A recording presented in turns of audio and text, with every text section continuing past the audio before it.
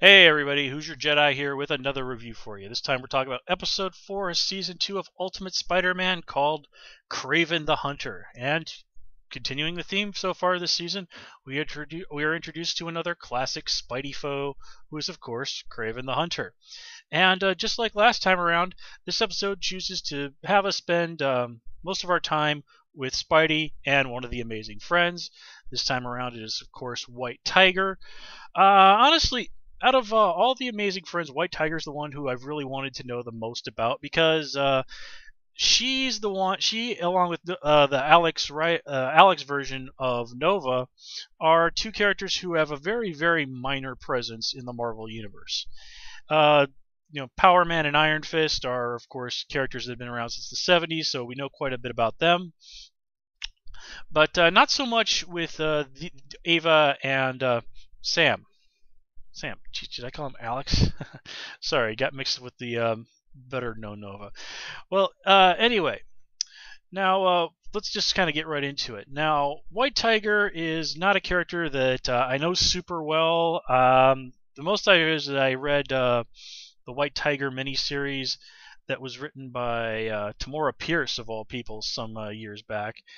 And I believe that version of the character ended up getting, she got killed off and then was resurrected as a bad guy by Daredevil's enemies, the demon worshipping ninjas called the Hand. And no, seriously, that's the kind of stuff that happens in comics if you don't read them. But anyway, as I said, there is an Ava Ayala running around the established Marvel universe. She's appeared in Avengers Academy, I believe. But again, not a whole lot of details have come out about her. Actually, the most I know about White Tiger does come from a Daredevil story that I read where we were introduced to Hector Ayala, who was the White Tiger before the Ava in the comic universe. And it was made out that he was her older brother. Now here, it's Hector doesn't seem to exist, and Ava has inherited this power from her father and her grandfather, which I really don't have a problem with. It's really just a minor tweaking of the details of her origin, but is in keeping with what has come in the comics. Now, what's really new is the idea that of a Kraven being the one, basically Kraven having any real tie to White Tiger. And honestly, I do like this idea. Now, as I said, Kraven is a very long-time Spider-Man foe. But the idea of taking a long-time Spider-Man foe and bringing him onto the scene as an enemy of one of the amazing friends, that's actually, I think, a very refreshing take. And it, of course, does make perfect sense that Kraven would go after somebody like White Tiger. So again, this is a reinterpretation of things, but it's one that makes a lot of sense. And this really does give us a chance to really kind of learn more about Ava's history, the discipline and self-control that she has to show. It really does help make her character make a lot of sense. Now, one thing that I did get was reminded of while I was watching this episode, the way Kraven was pounding on those bongos. Was anybody else out there, among the Doctor Who fans, reminded of the whole war drums thing that was driving the Master crazy on the David Tennant era Doctor Who? Okay, I mean, that might have been an influence. It might just be a coincidence. But that was something that went through my mind.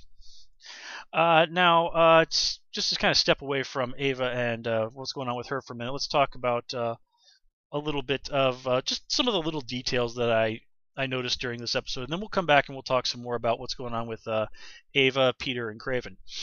First of all, I got a big kick out of when Ava ripped up Nova's pants and Peter referred to him as Moon Boy. Again, fans of the comics will probably recognize this as a nod to an actual Marvel Universe character named Moon Boy, who, in a nutshell, is this sort of proto-humanoid type of creature, like if you're familiar with Lucy, the archaeological discovery. Moon Boy is kind of like that, except he rides around on a giant red dinosaur named Devil Dinosaur. And seriously, folks, everything I have just said there is completely true. Moon Boy and Devil Dinosaur are really just kind of relics from a different era of comics who people still, for some reason, have an odd fondness for. I guess it's just how truly bizarre they are, and they do pop up every once in a great while in the greater Marvel universe, but their heyday has passed. But anyway, like I said, I did get a kick out of their referencing there. Another thing, now when we see the amazing friends at home and Sam is making breakfast, Peter briefly uses his web shooter to steal a pancake. But you notice that when he's holding the pancake, just like literally like 1 second later, he is not wearing his web shooters. Now keep in mind, in this version of Spider-Man, he uses the mechanical web shooters. Remember, he uses the ones currently that were given to him by Nick Fury, and he doesn't seem to have the mechanical ones that he made around anymore. This was even a plot point a couple episodes ago. So where did the web shooter go, and where did that web come from? It doesn't really make sense that Peter could do that if he didn't have web shooters of some sort. Unless for some reason he was wearing them and just turned them invisible. But he doesn't tend to do that when he's walking around his own house dressed as Peter Parker. Now, okay, I understand this is really just meant as a joke on the part of the writers, and obviously I'm putting a little bit too much thought into this, but it is a rather noticeable inconsistency if you really stop and think about it for a second. Now, let me see here. Oh yeah, actually that's basically all I really had to say about what's going on with everybody else. The rest of the amazing friends were really kind of in the background on this. One thing that I didn't like about this episode, to kind of bring things back to our 3 lead characters this time around, is the way that they kind of really went the cliche and kind of dumb route of Ava acting like a cat as her tiger instincts sort of came to the forefront. Most among them being the idea that I hate water. Well, okay, Ava is supposed to be sort of becoming more like a tiger. Well, here's the thing. Tigers can swim. I mean, it's true. You can find videos and pictures of it out there.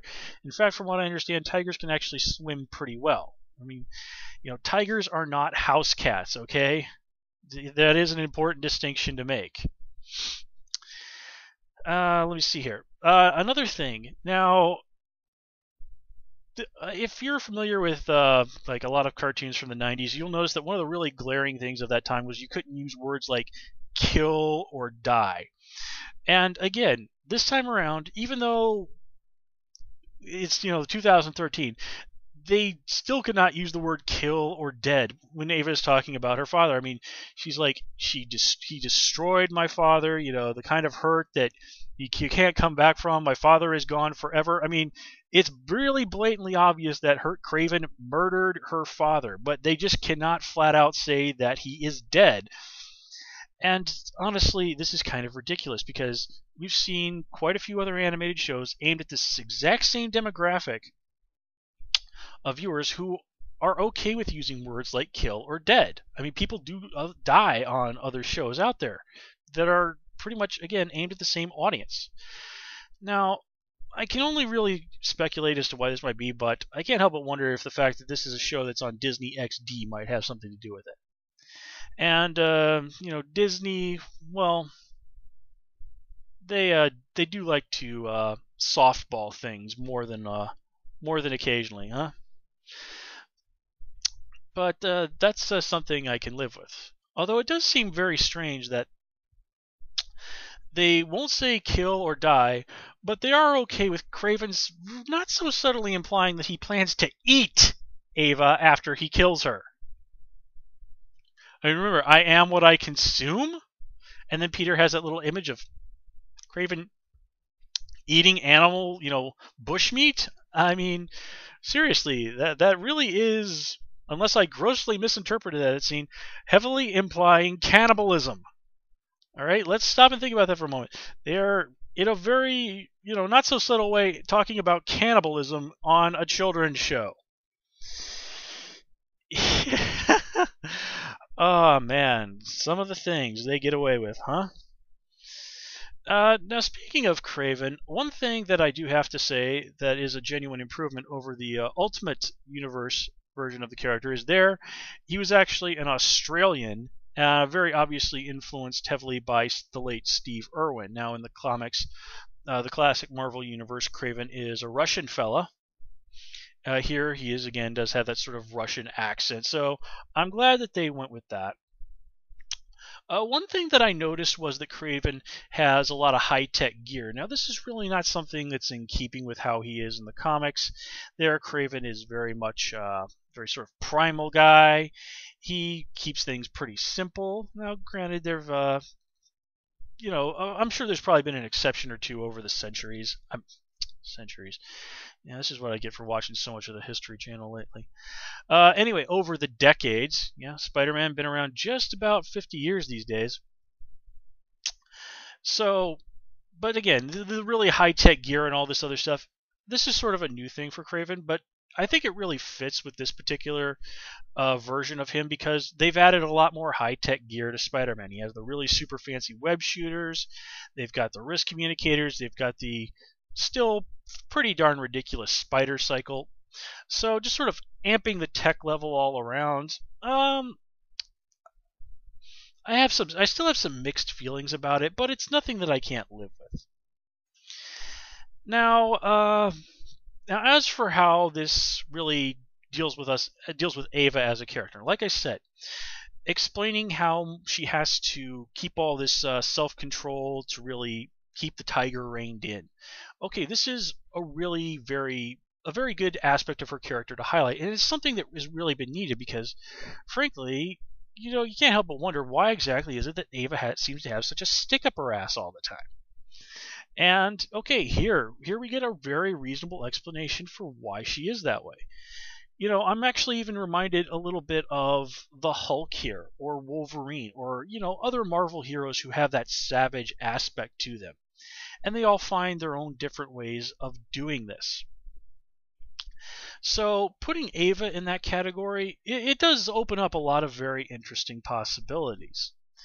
And as I said, having her have this aspect, it again really does makes her a very ideal counterpart to Kraven. So I like this. I like that we can actually add Kraven not only to Spider-Man's Rogues Gallery, but we can actually start giving Rogues Galleries to the rest of the Amazing Friends. I mean, I don't know if this is a trend that's really going to continue. I don't really think we have any really great reason to think that if we see Rhino again, he's going to have a particular mad-on for Luke Cage. But it's a possibility. It's one that I definitely would like to see explored more. And I'm certainly looking forward to what's going to be going on with Iron Fist in the future if this is a direction they're going to go. I remember reading the Matt Fraction Iron Fist comics, and they really did introduce a lot of really interesting opponents for Iron Fist in those stories. So I certainly wouldn't object to seeing some of those guys brought in. Now, let's get to one other thing that I wanted to talk about. I was actually just reading some comments that people were making about the show today, and somebody mentioned that one thing about Ultimate Spider-Man is that Mary Jane is not Peter's girlfriend in any way. I mean, they even had that one episode where they said, like, yeah, we kissed once when we were kids and we decided that it was gross. In fact, there's really not been anything in the way of romance for Peter or really anybody else, except for Principal Coulson, amazingly enough, and Aunt May, I guess. But that's an aspect that's very much tied to the Spider-Man mythos, the dating life, the trials and tribulations of teenage Peter Parker, and we're not really getting that here. And honestly, I do have some mixed feelings about that. I mean, the soap opera aspect of it all is really just so much as part of the Spider-Man mythos. There have been times when I've been reading the Spider-Man comics, and I'm like, yeah, okay, Spider-Man is fighting Tarantula or whatever, blah, blah, blah, blah, blah. I want to get back to what's going on with Peter Parker and, his problems and what's going on with Flash Thompson and what's going on with Betty Brant and all this other stuff. Where the civilian aspect and just what's going on in Peter Parker's life is actually much more interesting than whatever costume weirdo he has to punch in the face this week. I mean, that's really, really good comics when that's happening. But again, we're not really seeing that particular aspect of it. Now, again, this is a show that's aimed at really young kids, and the whole romance thing generally tends not to play so well with that demographic. So I can kind of understand why they aren't really emphasizing that. I mean, look at other shows, for like example, for anime shows that are kind of at their core sort of aimed in that sort of direction. Shows like Naruto and Bleach. There are occasional small shades of romance or things like that, but it's really, really minor stuff. Now, I've also noticed that there are some fans out there who are quite fond of the idea of maybe there's being something between Peter and Ava. Now, as I've said in my other reviews around various shows, I don't really do the shipper thing around here. I just really don't like to get into that particular brand of crazy that seems to bring out in fandom. Now, like I said, I'm sure that folks who are into that sort of thing are going to basically eat this episode up, and I have to say, I did get a little bit of a smile out of how Peter seemed to be kind of embarrassed by that purr Ava gave him at the very end. It is a little interesting that there's these 4 teenage guys who spend a lot of time around this very attractive girl, and hormones really don't seem to factor in at all. But once again, you have to look at the demographic this show is aimed for. Elementary school kids. And like I've said, elementary school kids just generally don't really go for that sort of thing. Now, does this mean that we won't ever see any of this on the show ever? Well, only the future can tell. But if we do, I have the feeling that it's going to be some generally minor background stuff. And honestly, if it never really went any further beyond what we see in this episode, I wouldn't really exactly call myself surprised. So let's wrap things up here. First of all, we get a pretty solid update and reintroduction to Kraven. We get some very, very nice and definitely much needed characterization on White Tiger. And all in all, a pretty darn solid episode of Ultimate Spider-Man. One that I really had fun watching. So, while I did have a few gripes here and there, I have to say this is overall a pretty fun episode. And with that, folks, we're going to call it here. As always, please comment, rate, and subscribe. And of course, you can follow me on Twitter at Hoosier Jedi. Till next time, take care and have a good one.